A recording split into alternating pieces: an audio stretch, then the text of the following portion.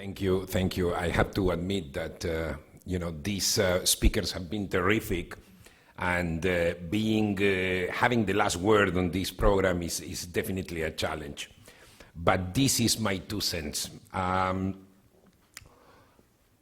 understand that there are here still representatives of members of Congress. I recognize Jordan Blumenthal from Congressman Patrick Murphy. I'm so glad you are here. Why the American foreign policy establishment should care about the state of democracy and human rights in Cuba and Venezuela? I agree that we don't have to be the guardians of world democracy, but we can still deal from a pragmatic point of view with countries that are not democratic. However, there is a difference between countries that the American political thinker John Rawls calls decent countries and countries that are not decent. What do I mean by decent countries? A decent country may not necessarily be a full-fledged democracy, but could be a country where certain basic rights are being respected. And certainly there is another criteria to define decent countries, is the kind of foreign policy these countries have. In the case of Cuba, and that represents, foreign policy, and neither Cuba or Venezuela have the right human rights record or the foreign policy that puts them under the category of decent countries. And this is a very important distinction. I'll give you an example. The European Union at this point is considering the inclusion of Albania in the European Union. But in order for Albania to be a candidate to get the proper status in the European Union, they are demanding, for instance, judicial reform. The European Union is demanding judicial reform, fight against corruption and organized crime, particularly on crimes related to drug trafficking. Albania is also demanded to make fundamental rights. It's demanded to have independence of the judiciary through comprehensive reform and take effective measures to reinforce the protection of human rights, including the rights of the gypsies, Roma, what is called Roma. This is a serious problem in Albania. Now, let us say for a moment that the criteria that the European Union is setting is too rigid. And let's say we don't have to be as rigid as the European Union. But the problem here is not that. The problem with our foreign policy, in my opinion, is that our current policy in Latin America is moving exactly in the opposite direction. And I'll give you an example. President Obama, the White House, argued at one point, while he was working on the normalization of Cuba, that one of the reasons why he's normalizing relations with Cuba is that he wants to be in sync with the spirit of Latin America. This is what Latin American countries want. But the problem is, what the countries of Latin America, what do they want? What they want is basically, I'll tell you what they have done, particularly in the last 10 years. They have destroyed the democratic charter of the Organization of American States, that the United States is part of it. They have protected Nicolás Maduro and the government of Venezuela when they were openly violating human rights. They have looked the other way while the Ecuadorian government actually is trying to violate or eliminate the Human Rights Commission of the Organization of American States. You know, they have created 2 organizations, the Union of South American Nations, UNASUR, and the Community of Latin American and Caribbean States, CELAC, and these 2 organizations that represent the new face of the region have stood behind Maduro where people were being killed for protesting. If we really want to be in sync with Latin America, we cannot be in sync with the club of presidents that Latin America is today. We need to be in sync with the people of Latin America, and the people of Venezuela and the people of Cuba are suffering. And here we go mea culpa for things that we did in the past. Let's say we were friendly with the Pinochet dictatorship. But here, the way to contribute to Latin America is not so much to apologize for the sins of the past, but rather looking forward for the future of the people in Latin America. And this is our error. We are trying to be in sync with a club of presidents that is going in the wrong direction and violating human rights. And this is the fundamental problem with our foreign policy.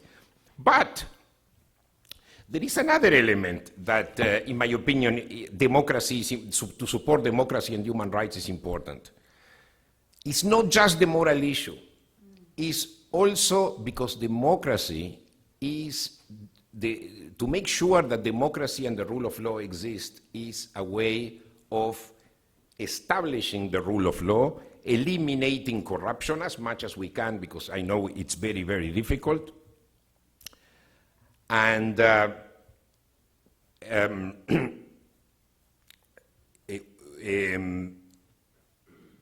most important thing here is that democracy promotion and the establishment of the rule of law is what is going to create a situation as a solid society that is not open to corruption, to drug trafficking and terrorism.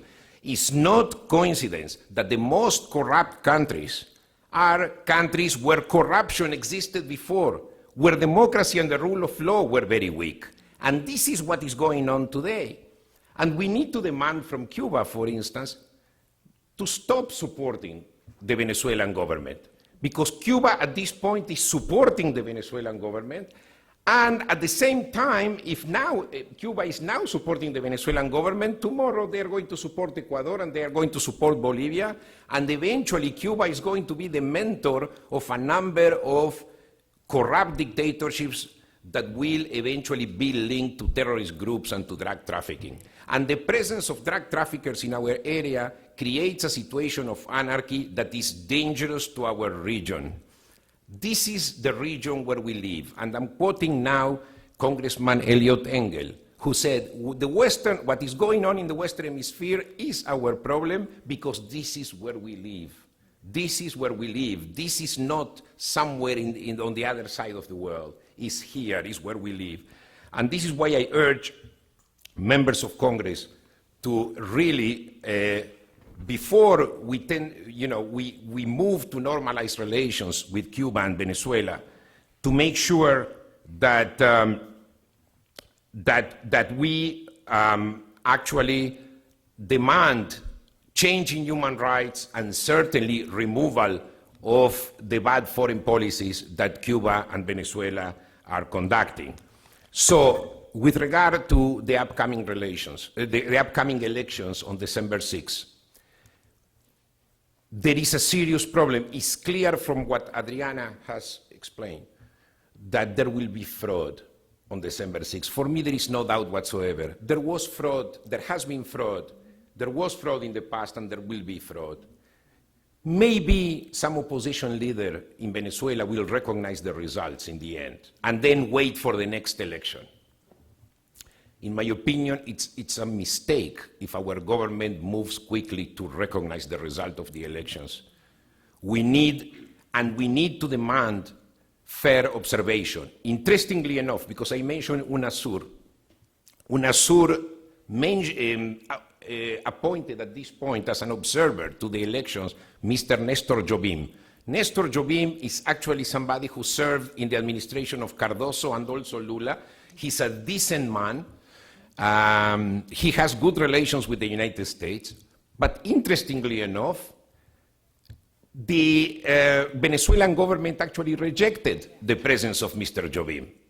Very interesting, rejected the person that UNASUR appointed. And now the Brazilian Electoral Commission, I'm not talking about the President Rousseff, but the Electoral Commission refused to participate as an observant unless there is an impartial system. And yesterday we heard President Juan Manuel Santos of Colombia saying the same thing. We will not participate in that if there is no guarantee that there will be an impartial type of... So our government, if our administration doesn't do it, I think our Congress needs to do that and demand the same thing from Nicolás Maduro, demand the same thing from Venezuela. So in my opinion, to move quickly to normalize relations with countries like that, I think is a disservice. It's a disservice to our national security. It's a disservice to the people of Latin America, and eventually I think it's a disservice to our influence, honor, and dignity in the world. We already have the Chinese and the Russians gaining power in Latin America, and if the United States moves in the direction of reconciling with these countries, our position is not going to be any better. They will not do it for you. They will still, these countries in Latin America, they will continue to approach China and Russia. Sorry.